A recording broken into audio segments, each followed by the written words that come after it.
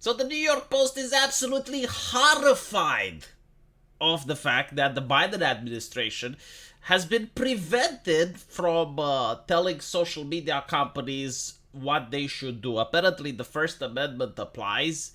I always found it very bizarre that Donald Trump was unable to block journalists on his timeline.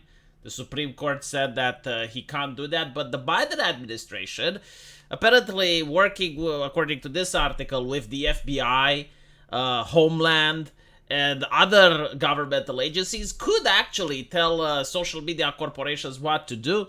When Elon Musk took over Twitter, apparently there were a lot of spies, like legit people who worked at the CIA, spies working at his company.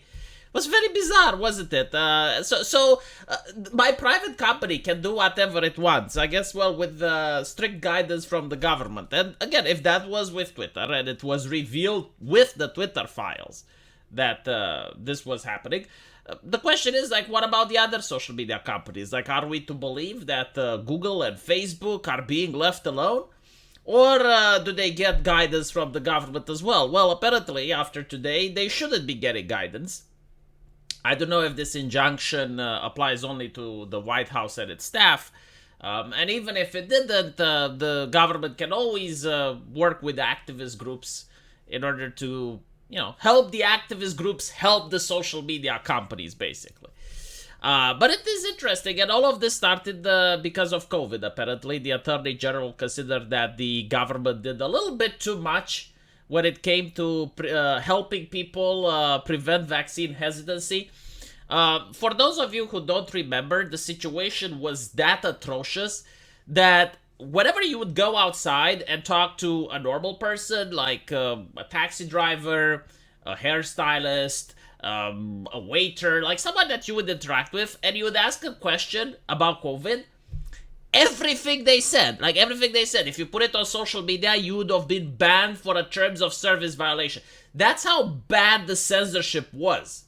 And it's not just about COVID, it's also the Hunter Biden scandal, which was suppressed from social media, right? Like, to pretend that the government isn't engaging in a despicable form of censorship is astonishing. Like, at least I understand the European Union because, they're fascist by design, but when it comes to the United States, you would think that they at least have some sort of constitution which prevents the government from doing that. Just because the technology is here doesn't mean that the government should. I mean, we lived, our parents and our grandparents lived through times where the government didn't listen to their phone calls, where the government didn't check their mail in order to see if they're passing misinformation. It was dictatorships that did that. It was fascist countries that did that. It was the Soviet Union and contracts with America that offered freedom. Was the American government listening to people's phone calls? Because they did that in the Soviet Union, right? Like, people didn't like it. But now, apparently, they can listen to your social media. Indirectly, of course.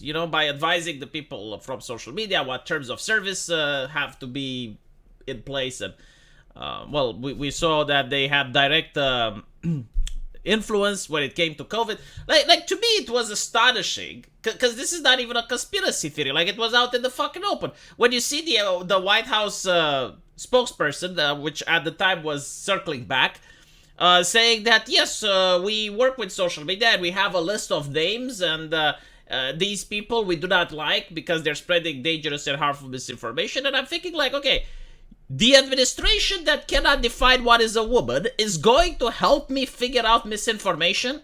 If you legitimately... And this is like another interesting thing, because I saw a journalist pop up and say, like, look how much misinformation is on Twitter. Like, during the French riots, look how many pictures that weren't from the actual French riots were being sent. Like, harmful and dangerous misinformation. And I'm thinking, like, okay, so if you generally managed to figure it out, how did you do it? Like, why aren't you educating the public how to fight against misinformation? Do you think, like, as a journalist, you have, like, a superior brain power? Like, you have access to knowledge that no one else has? Like, isn't it interesting how a coder can teach someone else how to code? Isn't it interesting how a doctor can teach someone else about medicine? But for some fucking reason, a journalist cannot teach someone else to differentiate between misinformation and real information? Like, that seems to be the solution, isn't it? Is that so that you can be able to tell for yourself? No, no, no. You need to trust someone else to do the thinking for you. Because I guess you're incapable. You're too immature. This is the most disgusting thing that I have ever heard. So I'm expected to be able to go get a bank loan, to buy a car, and filter out the good information from the bad when I talk with the car salesman, when I talk with the bank manager about the loan that I'm going to have to pay, right? In that situation, I am expected to make these life-altering decisions by myself, but when it's about watching a video from France, I am incapable of figuring out. You know, it's not like I can scroll down and look through the comment section and immediately you get to see people pointing out. It's like, hey, you know this video? Yeah. Like, this video isn't from the actual riots. It's from 5 years ago. It's from a different country or whatever the fuck. You know, notice how they close down the comment sections on all over the internet. Like, very few websites even have comment sections now. Because their propaganda was being under attack. Like, they would post something egregious and then people would say, well, actually, the situation is not like that. So there was a study which said that in a journalistic publication, people are more likely to be influenced by the comment section than what is being said by the journalist itself. And after that, they shut down all the comment sections. There was a time when CNN had the comment section. Unironically, like, there was a time when all the websites on the internet was like a requirement. Some of them didn't even have moderators, by the way. And no one died because of it, right? But now it's like, oh, well, we can't moderate too many trolls, so we're going to have to shut it down. But in reality, it's because they don't want people to talk. Like, the best thing that ever happened to Twitter is the community notes. The community notes so far have yet to fail anyone.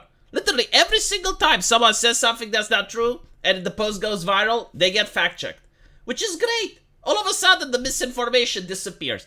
And by the way, speaking about misinformation, it's not illegal, is it? Is it a crime to spread misinformation? Like, since when did we agree as a society that people shouldn't be able to spread misinformation? No, seriously, like, if you think it's that bad, why don't people get to prison for it? This is what I never understood. You know, like, part of debate is also embellishing things. I mean, every politician does that. Ever since the community notes, we get to see that the Democrats do it a lot as well.